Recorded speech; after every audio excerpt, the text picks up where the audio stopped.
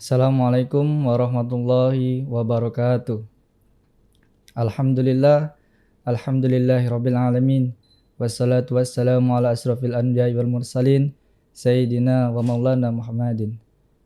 Puji syukur atas kehadirat Allah Subhanahu wa taala yang mana telah memberikan kita nikmat, kesehatan dan kesempatan sehingga kita dapat menjalankan ibadah puasa di bulan suci Ramadan ini dengan penuh semangat dan penuh keberkahan. Mudah-mudahan kita semua mendapatkan kekuatan sehingga kita dapat menjalankan ibadah puasa dengan baik. Amin ya rabbal alamin.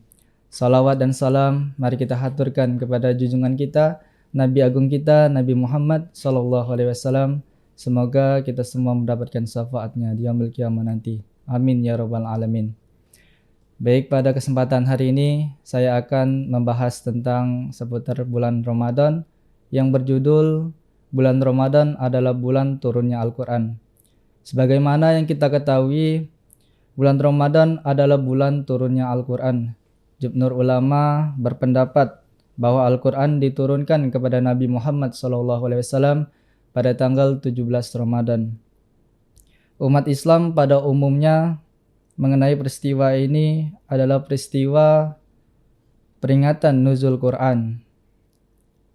Peristiwa tersebut terjadi pada saat Nabi Muhammad SAW berada di Gua Hira yang berkawasan terletak di Jabal Nur, berada di kawasan Hizat, berjarak 7 km dari Masjidil Haram. Sebagaimana yang dimaksud dalam surat Al-Baqarah ayat 185 yang artinya bulan Ramadan adalah bulan yang di dalamnya diturunkan Al-Quran sebagai petunjuk bagi manusia dan sebagai penjelasan-penjelasan mengenai petunjuk antara yang hak dan yang batil. Oleh karena itu, siapa di antara kamu hadir di tempat tinggalnya atau bukan musafir pada bulan itu, berpuasalah. Siapa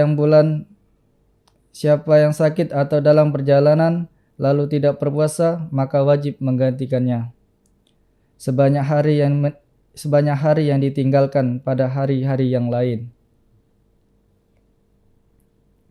Hendaklah kamu mengucapkan bilangannya dan mengagungkan nama Allah Subhanahu wa taala atas petunjuknya yang diberikan kepadamu agar kamu bersyukur. Quran surat Al-Baqarah ayat 185. Sesungguhnya Al-Quran diturunkan di malam yang penuh kemuliaan, yaitu malam Lailatul Qadar. Diturunkan dari Lauful Mahfuz secara sekaligus dan diletakkan di Baitul Izzah di langit dunia, dan diturunkan kepada Nabi Muhammad SAW secara berangsur-angsur dalam bulan dan hari yang berbeda-beda. Allah Subhanahu wa taala memilih bulan Ramadan di antara bulan-bulan lainnya sebagai bulan diturunkannya Al-Quran. Sebagaimana Allah Subhanahu wa taala menurunkan kitab lainnya dalam bulan Al-Quran. Allah Subhanahu wa taala memilih bulan Ramadan di antara bulan-bulan lainnya sebagai bulan diturunkannya Al-Quran yang agung. Sebagaimana Allah Subhanahu wa taala menurunkan kitab lainnya di bulan suci Ramadan juga. Sebagaimana Ibnu Abbas mengatakan, sesungguhnya Al-Quran diturunkan di malam yang penuh kemuliaan, yaitu malam Lailatul Qadar.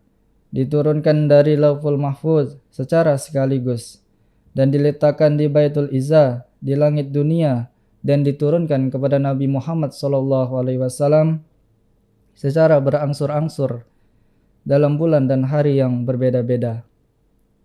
Hal ini merupakan keistimewaan Al-Quran yang diturunkan oleh Allah Subhanahu wa taala sebagai petunjuk untuk hamba-hambanya yang beriman, yang membenarkan dan mengikutinya.